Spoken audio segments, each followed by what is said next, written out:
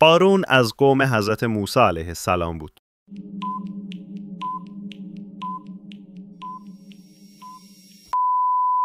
صحیح.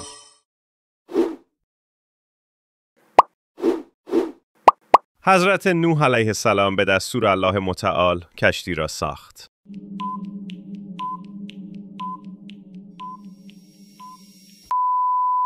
صحیح.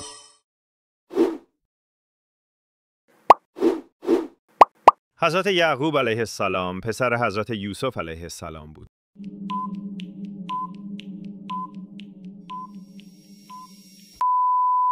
غلط. پدر یوسف علیه السلام بود، نه فرزندش.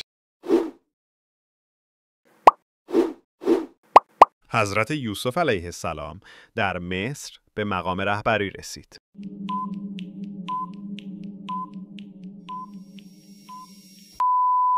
صحیح.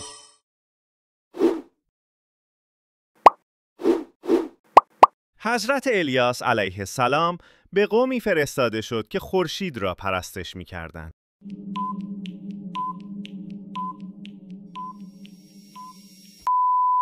غلط. آنها بتی به نام بعل را پرستش می‌کردند.